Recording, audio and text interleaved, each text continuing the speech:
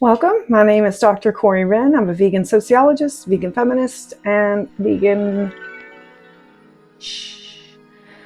This is the first video in the series I'd like to do on sacred wells, specifically sacred wells of England, because that's where I be living right now. This video, I take you on a trip with me to Kemsing in Kent, which is quite close to Sevenoaks, and boy was it an adventure. I went there in May 2025 for the full moon. I like to do little adventures, witchy things on the full moon and sometimes the new moon if I have the time. I'll add some magic into ye olden life. And so this was a well that was mentioned. If you go online, you can find some sacred well PDFs, books, and websites. It's not a lot. I'm really hoping to get my hands on some more books on these things next time I find myself in Glastonbury or something like that. I was in Avebury recently, but it was mayhem because of solstice, so it wasn't too much time to do book perusing. So anyway, I found out about this well through some online scouring because I just wanted to check out some of these neat places that are near to me. And there are two wells here in Canterbury. One of them is reported to be at the bottom of the Canterbury Cathedral, which is not accessible to the public.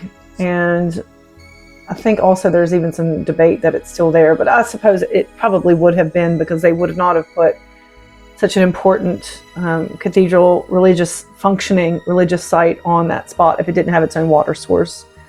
And it is near the River Stour, but the River Stour does not go, it doesn't go under the cathedral. So, and there's also like what do you call it? It's not a well, some kind of like cistern system up above the cathedral further outside in town of Canterbury. And when I first moved here, I walked over to look at it, and it's overgrown now. It's run by the English Heritage, but it's so overgrown that it's not worth looking at.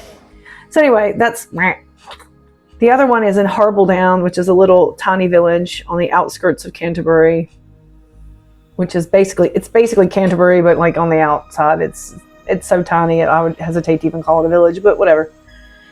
Anyway, there's a really cool well there, which I will definitely show you as well, because I go there from time to time. You can walk there from my house. It's much easier on a bike. So I do ride my little bicycle over there every once in a while, once a year or so. So that's the history of wells in my area. So i.e., if I want to see more wells, I got to get on the train, because we don't have many in the Canterbury area. So I wanted to check out Saint Edith well in Kemsing near Sevenoaks. And I didn't really have much to go on, except that I checked on Google Maps that actually it was there, because I didn't want to have another disappointment like the one I was just mentioning the outside of the cathedral. And it takes a while to walk. It's like a 30-minute walk from my house to go find this thing. And it was like overgrown. So I'm not getting on a train and going halfway across the county to an overgrown dump, right? So it does exist. I can now verify it, and I'm going to show you some pictures and video from it. But the deal was, I think it is, unlike a lot of the sacred wells, not necessarily associated with anything pagan. It seems to have been associated with a religious sort of site or institution that was there, that was built by the wishes of Saint Edith, who lived in the dark ages and was made a saint because I think her dead body was turned into relics and did holy things and magical things. I mean, all Christianity, when you go into that era of it, it sounds like sacrilegious to say. It's pretty witchy, isn't it? It's about magical rites and metaphysical things that happen, right? It's pretty wicked stuff. So anyway, she did not live very long. She died in her early 20s, and she was made a saint quickly after that. But the well still exists from, I think, the 800s or so. And they've now really done up the site. It's really, really beautiful. It's in the village center. And here in England, if you're not from England, you would never know this. But in the tiny villages, they'll often have like a village center which is just like a little triangle-shaped green space. And usually they use those spaces as a bus stop, like somewhere nice. They'll put some flowers there or a tree and like a bulletin board, and the place for the bus to come pick you up because you're in the middle of nowhere. But not so much here at Kemsing, because it's they use that at the well site as their little center. And so there's a couple of benches there that you can sit and reflect and pontificate life. But also, luckily for me, like it was also right next door to a country pub, and they did, you never know in England. The country pubs are really hit or miss. Sometimes they really hit it out of the park. Sometimes you get nothing.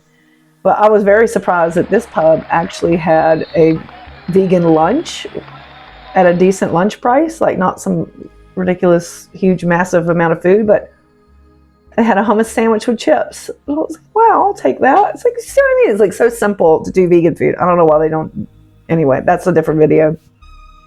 So I found the well, and it was quite the quest. And anyway, it took me twice as long to get to this well than it should have. So by the time I got there, I was hot, flustered, and ready to sit down and eat my hummus sandwich.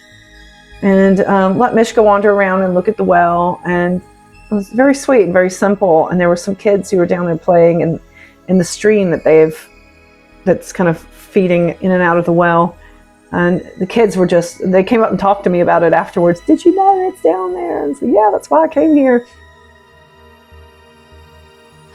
So while I was there, had a little play in the water with Mishka. It was quite warm that day. I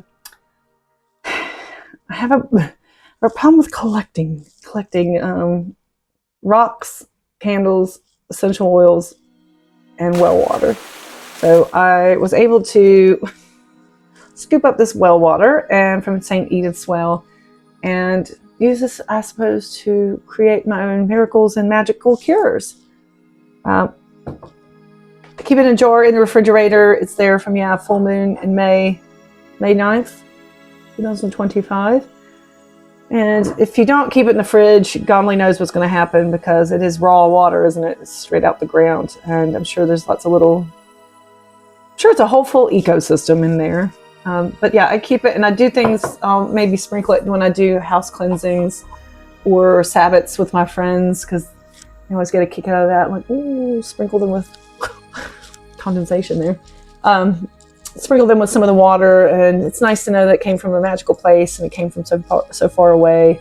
And actually, I was watching, I don't know if it was Time Team, but it's another archaeology show. I was watching this yesterday, and they had mentioned that you can actually test water and see where it came from.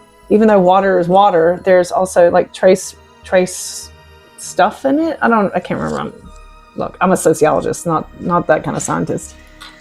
But you can tell, like, actually where it has its unique properties just to itself. So it is, you could just say, oh, I poured that from the tap and called it well water. But no, it came from this well, and it does have its own unique properties. Good old Saint Edith, bless her, who died in her 20s and performs miracles after her death. And here we are, 1,200 years later, carrying on that spirit. Thanks, Edith.